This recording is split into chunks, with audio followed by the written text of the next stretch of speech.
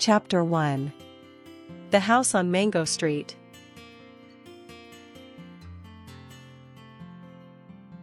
We didn't always live on Mango Street.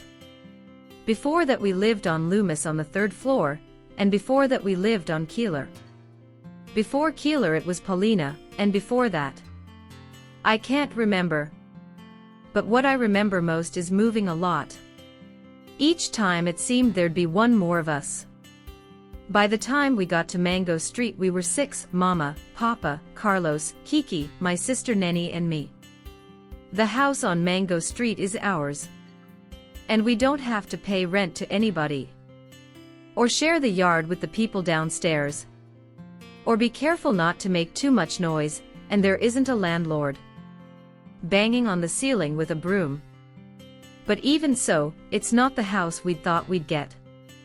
We had to leave the flat on Loomis quick. The water pipes broke and the landlord wouldn't fix them.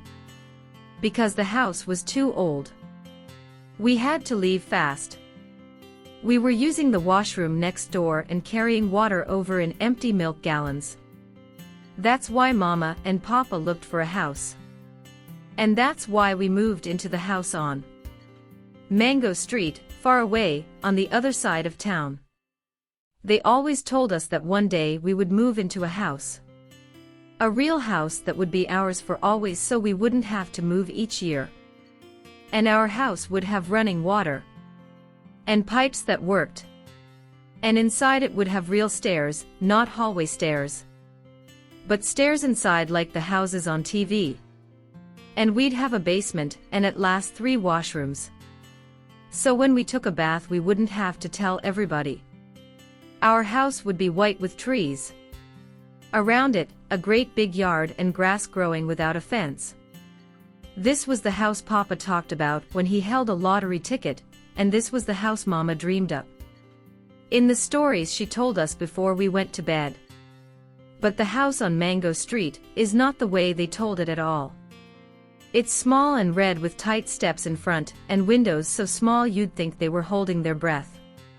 Bricks are crumbling in places, and the front door is so swollen. You have to push hard to get in. There is no front yard, only 4 little elms the city planted by the curb. Out back is a small garage for the car, we don't own yet. There are stairs in our house, but they're ordinary hallway stairs. And the house has only 1 washroom. Everybody has to share a bedroom, Mama and Papa. Carlos and Kiki, me and Nenny. Once when we were living on Loomis, a nun from my school passed by and saw me playing out front. The laundromat downstairs had been boarded up because it had been robbed 2 days before and the owner had painted on the wood. Yes, we're open. So as not to lose business. Where do you live? She asked. I pointing up to the 3rd hole. Oh, you live there? The way she said it made me feel like nothing. I knew then I had to have a house. A real house. The house on Mango Street isn't it? For the time being, Mama says. Temporary, Papa says. But I know how those things go. Everybody in our family has different hair. My Papa's hair is like a broom, all up in the air. And me, my hair is lazy. It never obeys barrettes or bands. Carlos' hair is thick and straight. He doesn't need to comb it. Nenny's hair is slippery, slides out of your hand. And Kiki, who is the youngest, has hair like fur. But my mother's hair, like little rosettes. Like little candy circles, all curly and pretty. Sweet to put your nose into. When she is holding you and you feel safe. The boys and the girls live in separate worlds. The boys in their universe and we in ours. My brothers, for example. They've got plenty to say to me and Nenny inside the house.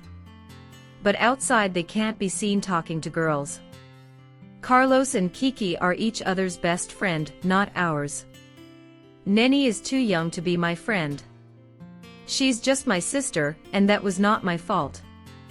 Someday, I will have a best friend all my own. One I can tell my secrets to. One who will understand my jokes without my having to explain them. Until then I am a red balloon, a balloon tied to an anchor. In English my name means hope. In Spanish it means too many letters. It means sadness, it means waiting. It is like the number 9. A muddy color. It was my great-grandmother's name, and now it is mine. She was a horsewoman too, born like me in the Chinese year of the horse, which is supposed to be bad luck if you're born female, but I think this is a Chinese lie. Because the Chinese, like the Mexicans, don't like their women strong. My great-grandmother. I would have liked to have known her, a wild horse of a woman. So wild she wouldn't marry. Until my great-grandfather threw a sack over her head, and carried her off. Just like that, as if she were a fancy chandelier. That's the way he did it. And the story goes she never forgave him. She looked out the window her whole life, the way so many women sit. Their sadness on an elbow. I wonder if she made the best with what she got, or was she sorry because she couldn't be all the things she wanted to be. Esperanza. I have inherited her name, but I don't want to inherit her place by the window. At school they say my name funny. But in Spanish my name is made out of a softer something. Like silver.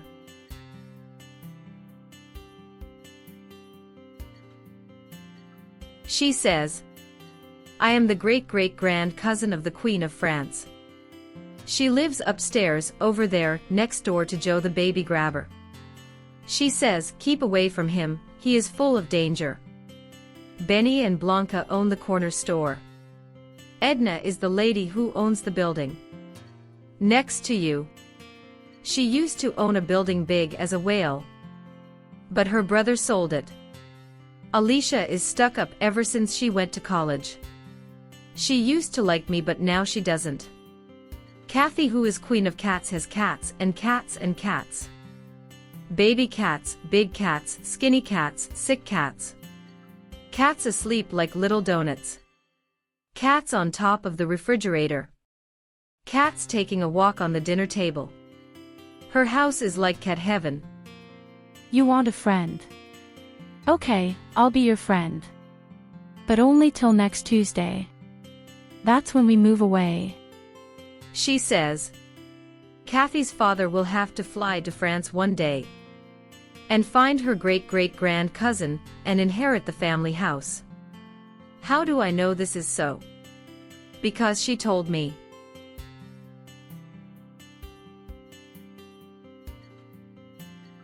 If you give me $5, I will be your friend forever. That's what the little one tells me. $5 is cheap since I don't have any friends except Kathy, who is only my friend till Tuesday. She is trying to get somebody to chip in so they can buy a bicycle. From this kid named Tito. They already have $10 and all they need is 5 more. Only $5. Don't talk to them. Can't you see they smell like a broom? Says Kathy. But I like them. Kathy is tugging my arm, and I know whatever I do next will make her mad forever. Wait a minute. I say. And run inside to get the $5. I have $3 saved, and I take 2 of Nenny's. She's not home, but I'm sure she'll be glad when she finds out we own a bike. When I get back, Kathy is gone, but I don't care. I have 2 new friends and a bike too. My name is Lucy and this is Rachel, my little sister. Who are you? The big one says. And I wish my name was Cassandra or Alexis or Meritz, anything but Esperanza, but when I tell them my name they don't laugh. This bike is 3 ways ours. Mine today, Lucy's tomorrow, and yours day after. Rachel says. But everybody wants to ride it today because the bike is new. So we decide to take turns after tomorrow. Today it belongs to all of us. I don't tell them about Nenny just yet. It's too complicated. Especially since Rachel almost put out Lucy's eye about who was going to get to ride it first. But finally we agree to ride it together. Why not? We ride fast and faster. Past my house, past Mr. Benny's grocery on the corner. Laundromat, junk store, drugstore, windows and cars and more cars. And around the block back to Mango. Down Mango Street we go. Rachel, Lucy, me. Our new bicycle. Laughing the crooked ride back.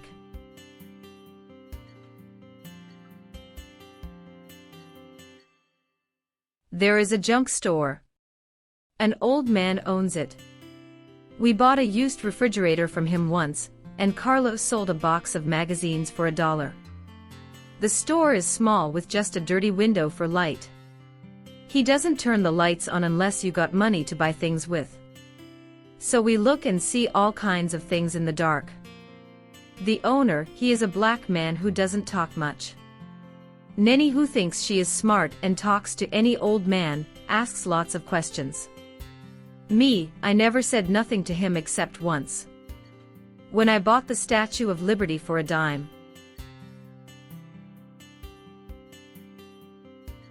Mim Ortiz moved into Kathy's house after her family moved away. His name isn't really Mim. His name is Juan. But when we asked him what his name was, he said Mim. And that's what everybody calls him except his mother. Mim has a dog with gray eyes, a sheepdog with 2 names, one in English and one in Spanish. The dog is big, like a man dressed in a dog suit. Kathy's father built the house Mim moved into. It is wooden. Inside the floors slant. Some rooms uphill. Some down. And there are no closets.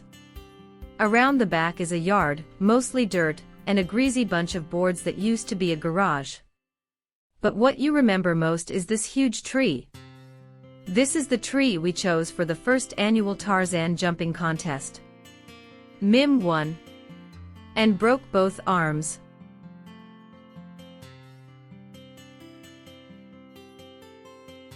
Downstairs from Mim's is a basement apartment that Mim's mother rented to a Puerto Rican family.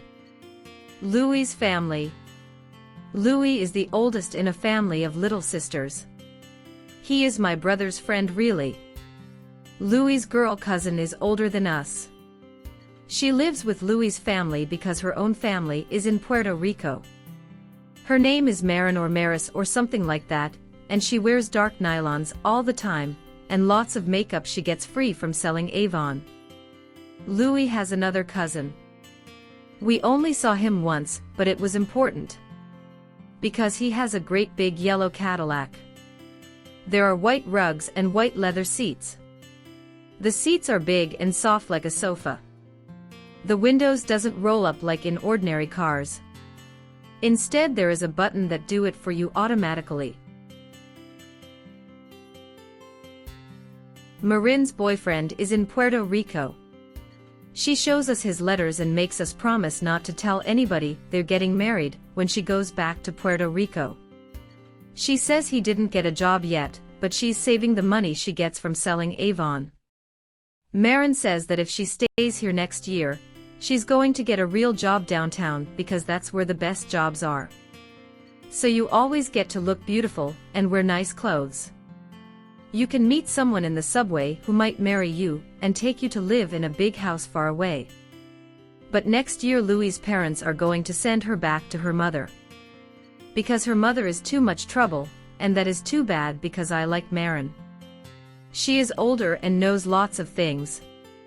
Marin, under the streetlight, dancing by herself, she is singing the same song somewhere.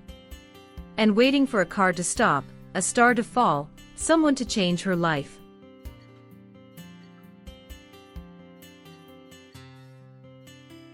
There was a family. All were little. Their arms were little, and their hands were little, their height was not tall, and their feet very small. The grandpa slept on the living room couch, and snored through his teeth. His feet were fat and doughy.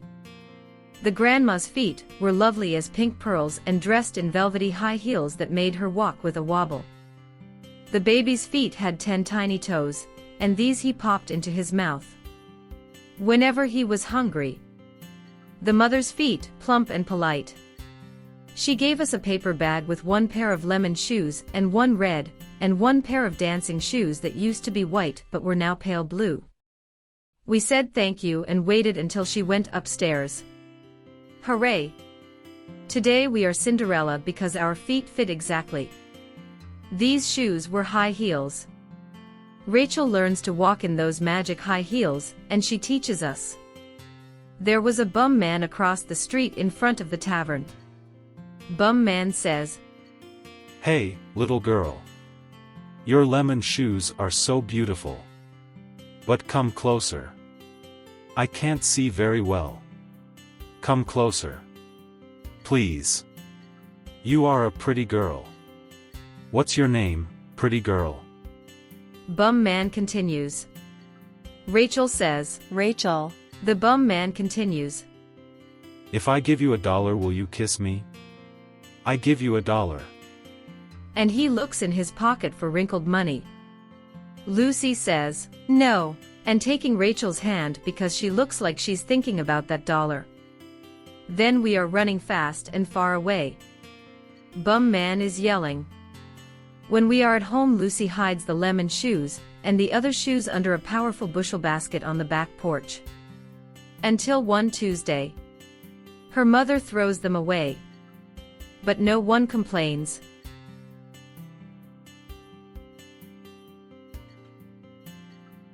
The special kids, the ones who wear keys around their necks, get to eat in the canteen. The canteen. Even the name sounds important. And these kids at lunchtime go there because their mothers aren't home, or home is too far away to get to. My home isn't far, but it's not close either, and somehow I got it in my head one day to ask my mother to make me a sandwich and write a note to the principal so I could eat in the canteen too. But Nenny says she doesn't want to eat at school, because she likes to go home with her best friend Gloria, who lives across the schoolyard. Gloria's mama has a big color TV, and they watch cartoons. Kiki and Carlos, on the other hand, are patrol boys. They don't want to eat at school either. They like to stand out in the cold, especially if it's raining. They think suffering is good for you ever since they saw that movie 300 Spartans. I'm no Spartan and hold up an anemic wrist to prove it. I can't even blow up a balloon without getting dizzy. And if I ate at school, there'd be less dishes to wash. My mother says, okay, after 3 days of this. And the following morning I get to go to school with my mother's letter and a rice sandwich because we don't have lunch meat. Mondays or Fridays, it doesn't matter, mornings always go by slow, and this day especially. But lunchtime came finally, and I got to get in line with the stay-at-school kids. Everything is fine until the nun says, Who sent you here? I don't say anything, just hold out my hand with the letter because I am shy. This is no good, until Sister Superior gives the okay. Go upstairs and see her. She says. So I went. I had to wait for 2 kids in front of me. My turn came, and I stood in front of the big desk with holy pictures, while the Sister Superior read my letter. It went like this. Dear Sister Superior, please let Esperanza eat in the lunchroom because she lives too far away and she gets tired. As you can see, she is very skinny. I hope to God she does not faint. Thanking you, Mrs. E. Cordero. You don't live far. You live across the boulevard. That's only 4 blocks.